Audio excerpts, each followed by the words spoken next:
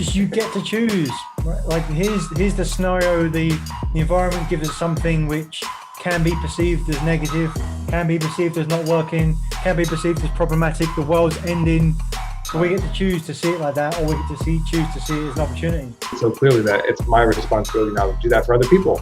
If I have information and, other people's success is my success and vice versa. Because you know what? Like, the challenges or the roadblocks are the journey themselves. There's no big things. It's all little things compounding on top of each other.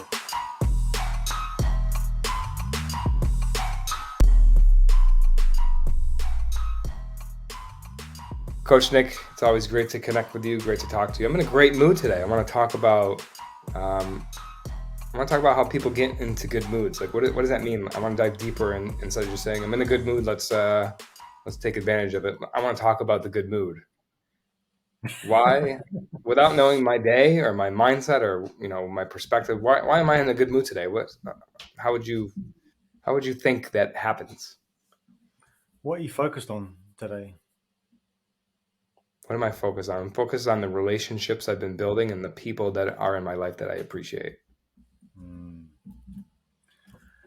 how does that make you feel? Like a big sigh of relief, like there's space, like I'm in control, and like I'm not in this alone. I have support and a lot of people who appreciate me as much as I appreciate them. Very cool. So then what is a mood? A mood is a sustained feeling or set of feelings over a period of time. So if you're in a good mood, what are the set of feelings that make up that good mood? Somewhat of what I just described. Calm and peaceful. Connected. I feel connected. And I feel like I'm in control. And can you only have one good mood? One at a time, maybe. All right. Yeah, I'll go with that. So, okay, focus on the good mood. What have you been focused on? You've been focused on people, connections. It's giving you a big sigh of relief. Well, I think that question has already answered some of my question with like, well, I'm not focused on, how frustrated I am or that I'm disappointed in something or that something didn't go great. And all those things happen today. I'm just not focused on them. Yeah. What's wrong is always available, but so is what's right. So it turns like today you've just chosen to focus on the areas which are bringing you that collective three sets of feelings: calm, peaceful, connected, and in control, which you've wrapped up into a nice little bow and called it a good mood. Awesome. Yeah, right. And I maybe wasn't even aware of that. Now I've designed parts of my routine so that it's more likely to happen. For example, I meditated this morning. That's always a part of my formula, and that sets the tone for the rest of the day.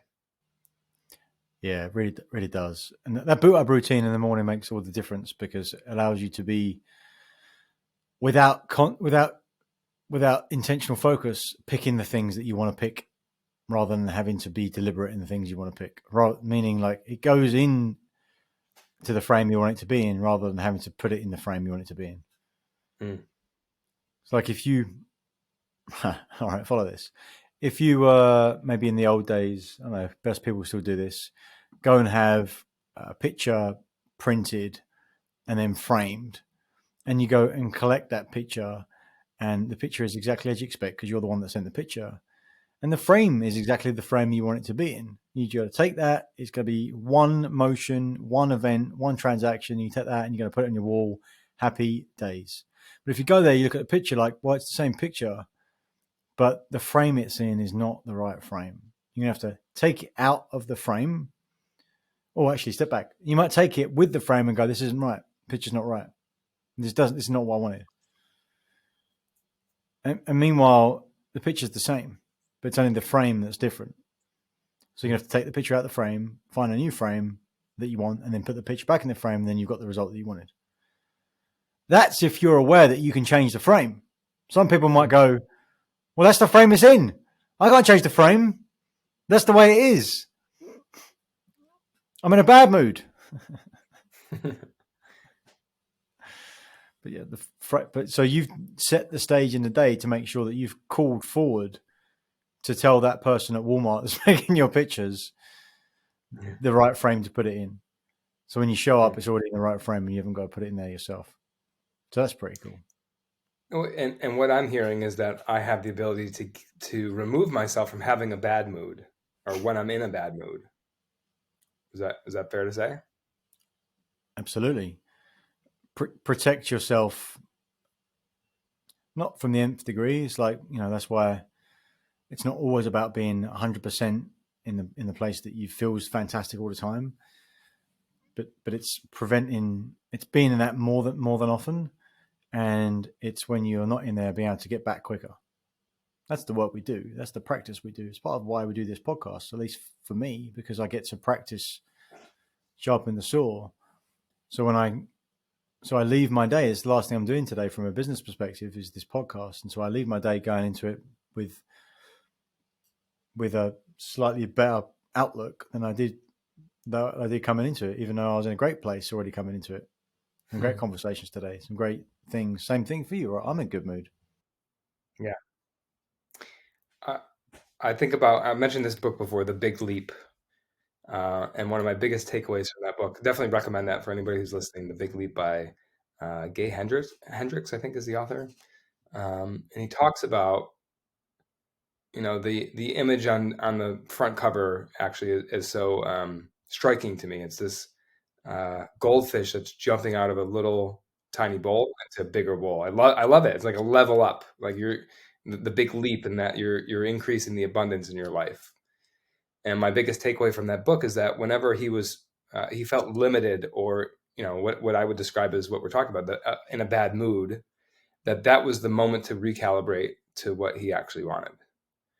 And I'm wondering today, it's something that I've worked on a lot, and I've even say that I'm good at, or I've gotten good at, or proficient at, is recalibrating when I feel negative. And I think a lot of people, including myself in the past, romanticize that negative emotion. There's something about it that makes it sticky, to where it's like, well, no, this is different. Like you're not experiencing what I'm experiencing. There's no way out of this. Like this is the way that I feel. I'm going to feel this way forever. Sometimes it feels like. Yeah. I'm wondering what that is. That romanticizing a way that we feel that is actually not the way that we would probably choose to feel if we had the option. Well, yeah. Like, why is a romantic notion attractive? Why is a romantic motion attractive? Is that you said, or emotion? Notion or emotion? I guess, yeah, emotion as well. But like the notion of something that's romantic. Why is that attractive? That's a good question. You have to define romantic, but Well, yeah. yeah, the idea that maybe there's that connection. I'd come back to that word, but um, it's a good vibration. It's something that I would want. I want. I desire it. Right. So then you can tie it all together. So if there's a negative feeling or experience or collective feelings, which we're saying is what a mood is, and it feels like there's a romanticized notion about that, like there's a romantic link to that, and romance is something that you desire, that you want. Like it's just linked together. So when you feel like that, you feel like that. When you feel like you're in a negative place, it feels kind of like I did. I don't know if you saw. Like, I did that. Like for me, physically, that sounds like it's almost like I'm giving myself a hug. Right? It's like there's a warmness about that romantic vision. It's like sitting in a coffee shop on a cold day, looking out to the snow, or walking around with a big coat on, or like and just watching rain and being warm. Like there's something about it which is comforting. Hmm. So yeah, you want to stay there, right? Like it gives you something. Because even if it's the things that appear on the surface that we don't want, if we're still doing it, there's something it's given us. That's interesting. I think you're spot on about that, and it might even be what I've already said, right? Like maybe romanticizing is that I know there's something there for me to learn from or to recalibrate to, or to, like, there's a, we never want to resist our emotions because we don't control them, right? So they always carry information for us to gain an insight from. So maybe that is what we're talking about here, is that we're unconsciously Mm. romantic about feeling negative because there is something there for us. It is the way that we feel, and it is right because we are feeling it in that moment. Is there a danger in that? Yeah, you don't get out, right? Like Right. you continue to feel that, or that becomes your normal because you're romanticizing it. And then what happens if you don't get out? Like, what's the next part of that process? Like, if you don't get out or don't get out quickly, what happens? Yeah, you're either in this place of apathy and just chugging right along with the normal, or you spiral and it gets worse. There's no improvement. There's no progress being made. Yeah, that's the scary thing for me. So you want to acknowledge those things, but you also want to do it with awareness that you don't want to. It's not home. If your home is growth and being uncomfortable, then you continue to grow and continue to become more. If your home is comfort and being okay and warm and cozy with the things that you know, then, as you say, it leads to apathy, it leads to more of that, it leads to less and scarcity. That's definitely the scary thing for me to think about. A few years back, when I was in a prior role and was experiencing frustration and felt stuck, I wrote down a whole bunch of things that I wanted to feel that I didn't have.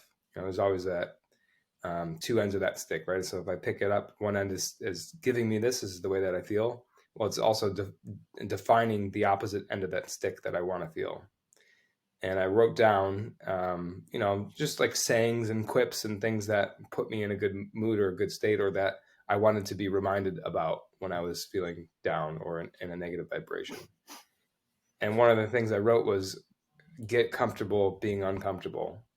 So Yeah. I think I instinctively understood that principle years ago, that if I'm comfortable, it means that I'm limiting the perspective that I have, or the amount of success that I have, or whatever. As soon as I rest on my laurels, there's that lag time to what I'm experiencing as a result of that in the future. And so, kind of like what you're saying, if you are in that constant state of bringing on uncomfortability by way of progress, then your lag results will be things that are advantageous to you. You meet new people that way. You make friends. You earn more money. You are more fulfilled. You make a bigger impact. That can't come from running through the motions and doing the same thing every day. It comes from having new experiences, and that can be scary. But I think that's your point. Like, get comfortable with scary things. Yeah, yeah.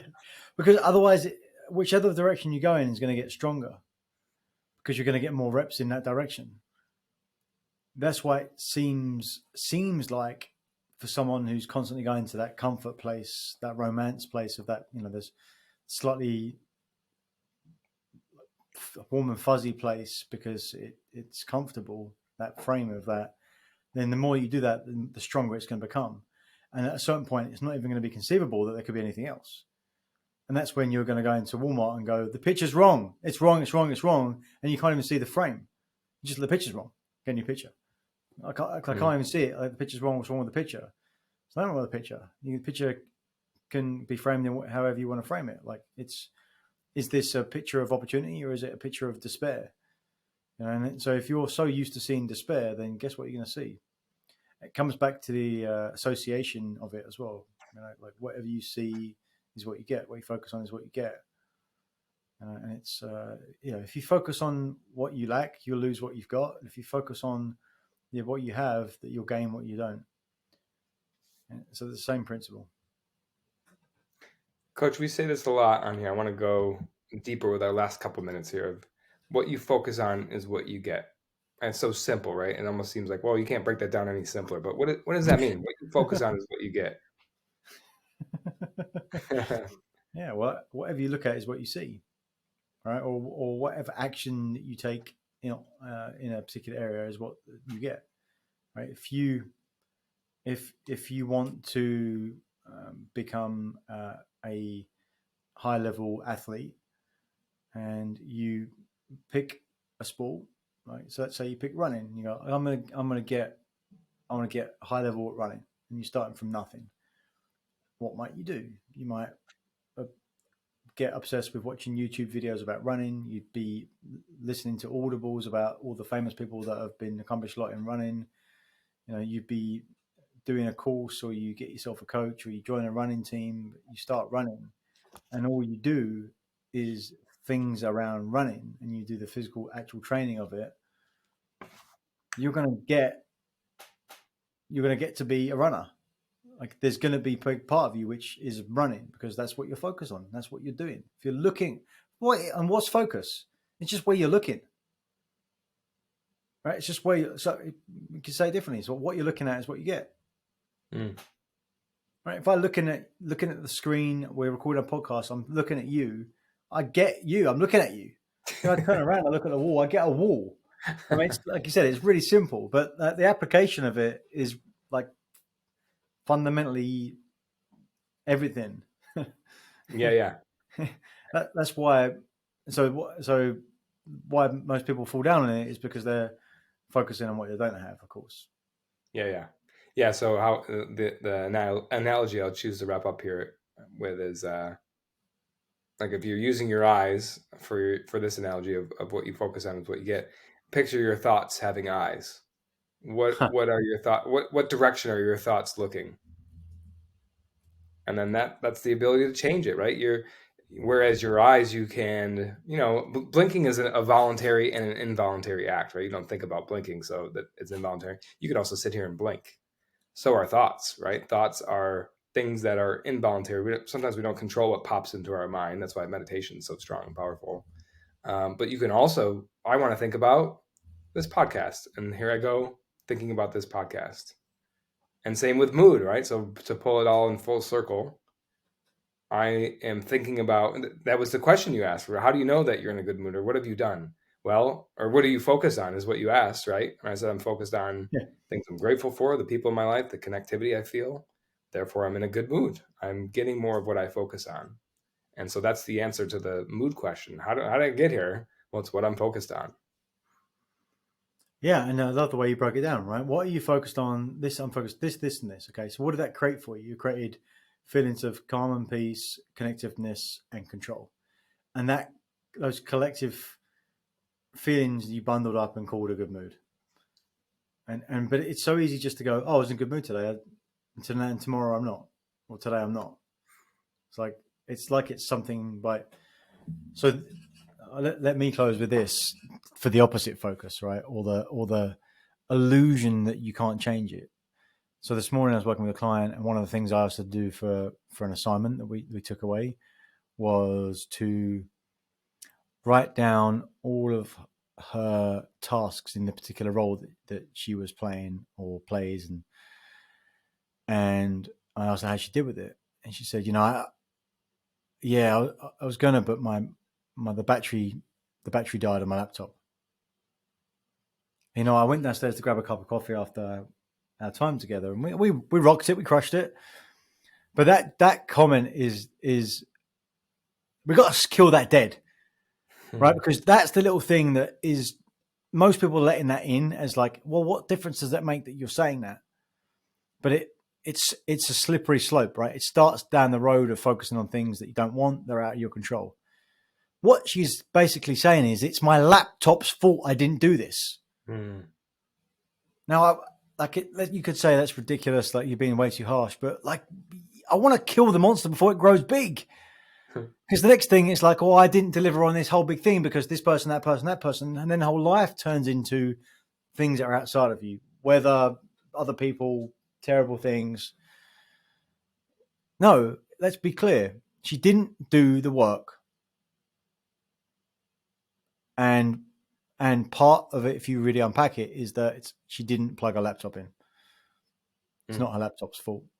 Right. And I'm not judging her either, but let's be real, because it's the fact that she doesn't realize it, right? Like most of us are doing that.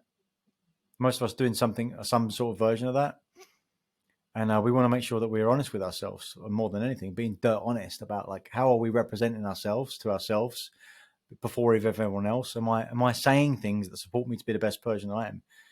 She just needed to say I didn't do it. That's it. Didn't Yeah. do it. And what was she focused on? She wasn't focused on the fact that she did not take the action. She focused on the fact that the laptop died. Both Bad true, right? laptop. Bad Yeah. laptop. Right. Punish that laptop. Coach, I've enjoyed this conversation today because this may have been the simplest episode that we've had. And for that, we got some new sound effects here. I want to try one of these out here. So we'll give us a little golf clap.